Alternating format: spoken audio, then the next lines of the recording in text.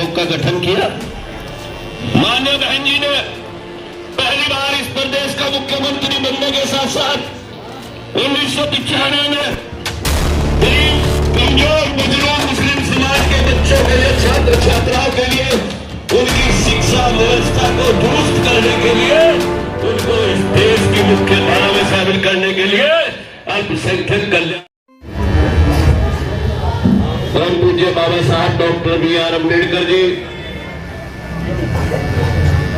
करुणा के सागर, नारी को सम्मान, महात्मा गांधी जी को जीवन दान, बहरों को कान, गूंगों को जबान, देश को संविधान देने वाले परम पूज्य बाबा साहब डॉक्टर B.R. अम्बेडकर जी को भी हृदय तन से नमन करते हुए balm save DS4 Bahujan Samaj party के जन्मदाता संस्थापक मान्यवर साहब श्री काशीराम जी को भी कोटि कोटि नमन करते हुए इस देश और दुनिया में आयरन लेडी के नाम से मशहूर सर्जन की नेता, बहुजनों की नेता,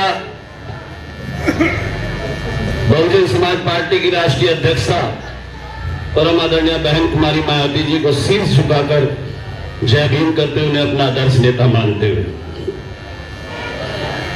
आज विधानसभा गंगों के कस्बा ननौता में इस मीटिंग की कर रहे अध्यक्षता सम्मानित अध्यक्ष जी, इस मीटिंग में मुख्य अतिथि के तौर पर पहुंचे सम्मानित हमारे छोटे भाई, आदर सम्मान के योग्य इस मंडल के मुख्य सेक्टर प्रभारी भाई विनोद सहगल जी, मैं चाहूंगा का जोरदार तालियों से स्वागत सम्मान करें। इसी कड़ी में लगातार संगठन को अपना समय देते हुए गंगों नगर पालिका परिषद में लगातार चौथी बार सभासद, जिला निर्वाचन, जिला योजना समिति के सदस्य निर्वाचित और इस मंडल के मुख्य सेक्टर प्रभारी, मुख्य कोऑर्डिनेटर भाई विकास जी का भी मैं चाहूंगा जोरदार ताली से। इसी कड़ी में जिला सचिव भाई राजकुमार जी, इनका भी आदर सम्मान चाहता हूं। सागल साहब के साथ सरसावा साहेब भाई लाल जी खड़े हो गए, बहुत अच्छे समर्पित, बहुत अच्छे दोस्त, इनका भी जोरदार ताली। भाई शहजाद को चाहूंगा कि माला से उनका स्वागत करें, भाई रुहाना जी का और उनका माला डालकर स्वागत किया जाए।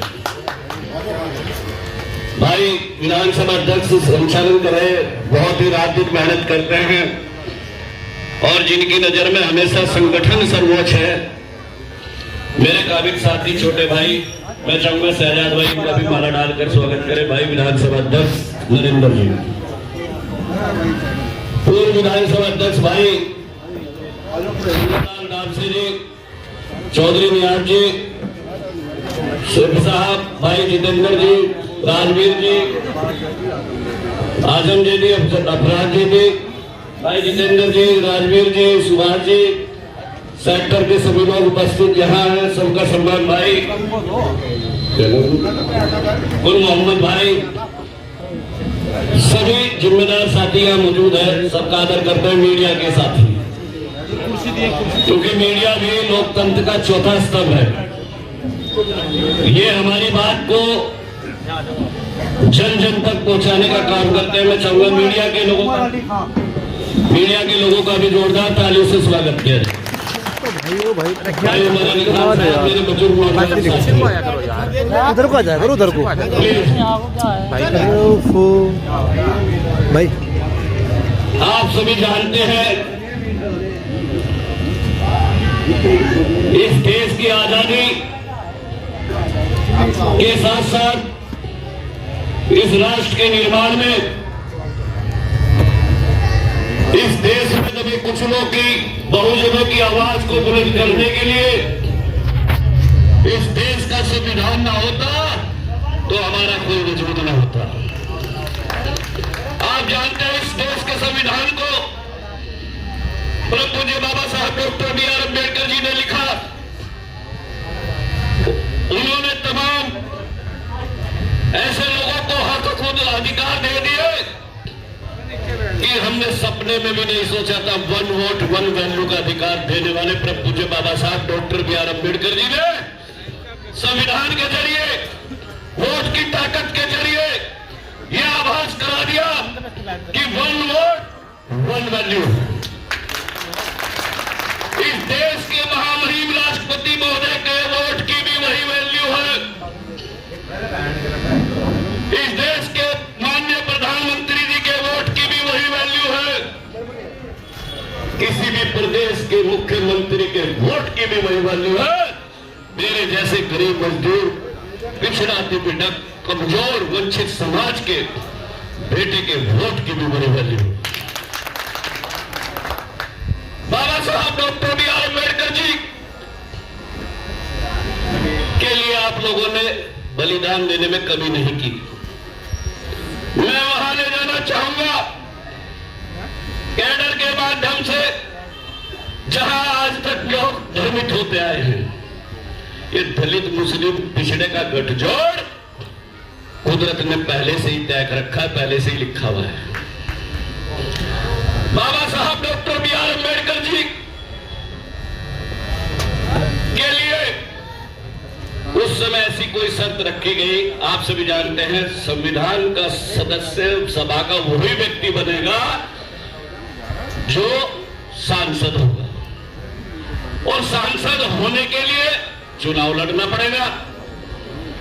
और जब सांसद का चुनाव हुआ, देश के संविधान सभा की नियुक्ति के लिए, सदस्य बनने के लिए, उस समय गांधीवादी सोच के लोग, मनोवादी सोच के लोग, कांग्रेस एंड कंपनी के लोग, उन्होंने ये सोचा कि किसी भी तरीके से बाबा साहब doctor B are Ambedkar ji संसद में न पहुंच जाए, क्योंकि वो जानते थे ये संसद में पहुंचेंगे तो फिर ये संविधान भी लिखेंगे।